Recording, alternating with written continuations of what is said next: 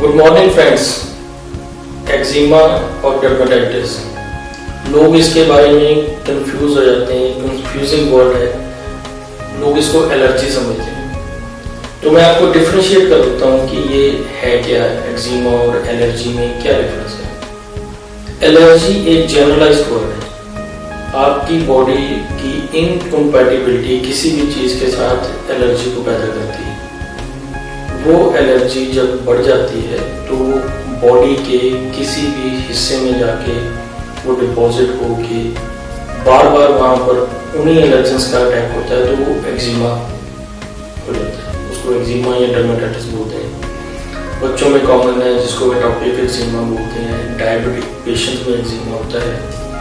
House hold चीजें जैसे detergent powder है, सोप्स है, इनसे एलर्जी बहुत कॉमन है। उसके बाद वेदर से, सनरेज से, जिसको एक्टिनिक डर्मेटाइटिस कहते हैं। तो अलग अलग कारण है जिससे एक्जिमा हो सकता है, और ये एलर्जी से बिल्कुल डिफरेंट है। होता क्या है, आपकी बॉडी में एलर्जी पैदा हुई किसी कारण से, वो बॉडी की सर्कुलेशन में आई, ब्लड को इफेक्ट किया, ब्लड से आगे धातुएं जो होती हैं, 7 धातुएं होती हैं, उनमें आगे बढ़ती गई और एक्जिमा को पैदा करती गई। आज अगर एक हिस्से में एक्जिमा है, वो हिस्सा एलर्जी के सेल्स से इफेक्टेड है, उसमें एक्जिमा अगर हो गया तो नेक्स्ट और बॉडी का इफेक्ट होगा। क्योंकि जो एक खराब सेल, डिजीज सेल, एक्जिमा का सेल आपकी बॉडी में बन गया, उसने जो दूसरा सेल बनाना है वो डिजीज्ड ही बनाना है, और वो कहीं और डिपॉजिट होगा और वहां एक्जिमा पैदा करेगा। तो इस तरह एक्जिमा बढ़ता जाता है। हम ये सोचते हैं कि ये अब ठीक हो गया, थोड़ा सा ऊपर से ठीक हो गया, पर दोबारा क्यों हो जाता है?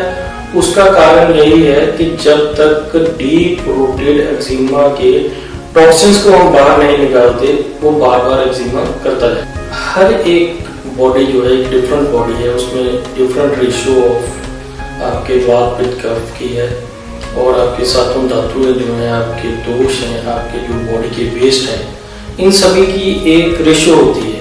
बॉडी के वेस्ट अगर बाहर ना निकले, वो अंदर रहे, टॉक्सिन बनने शुरू होते हैं, तो वो डिजीज पैदा करते हैं, जैसे एक्जिमा हुआ। क्लाइमेटरी फैक्टर्स, वेदर, आपकी डाइट, आपका काम, ये काफी चीजें इंपॉर्टेंट है आपके एक्जिमा को ठीक करने और एक्जिमा होने के। कोई एक पर्सन जो केमिकल का काम करता है या उसको केमिकल टच है, मान लीजिए कोई मैकेनिक है, वो डीजल या पेट्रोल या ऐसी चीजें यूज करता है, तो बार बार अगर वो डीजल या कुछ ग्रीस उसके कांटेक्ट में आती है, तो वो स्किन को पेनिट्रेट करके वहां डिजीज को पैदा करती है। अगर बार बार ये होगा तो वो एक भयानक एक्जिमा का रूप भी ले सकता है। तो इसके लिए प्रिकॉशंस है। आपको अगर कोई चीज एलर्जी करती है, तो उसकी आप अगर प्रिकॉशन लेंगे तो ये एक्जिमा में पैदा नहीं होगा। बच्चों में बहुत कॉमन देखा है, जिसको हम एटोपिक एक्जिमा कहते हैं।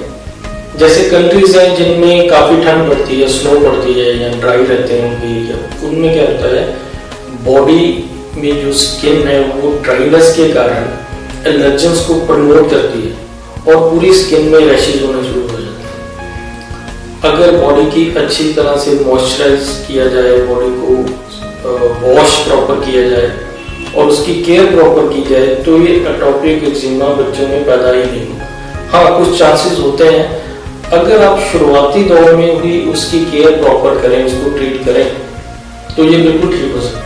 अब इसकी ट्रीटमेंट क्या है, कैसे हम ट्रीट करते हैं एक्जिमा को? सबसे पहले ये जानना जरूरी है कि आपका एक्जिमा डीप रूटेड है या लो लेवल पे। अब डीप रूटेड में क्या होगा, आपकी बॉडी की लेयर्स हैं, स्किन की 7 लेयर हैं, उसके बाद 7 तरह के धातुएं हैं, वो कहां तक पहुंचा हुआ है, वो डिजीज, वो टॉक्सिन्स कहां तक इफेक्ट किए हुए हैं। अगर आपकी तीसरी धातु में वो है, या थर्ड लेयर में जिसको बोलते हैं, अगर वो टॉक्सिन्स वहां पर है, तो थोड़ा डिफिकल्ट हो जाता है।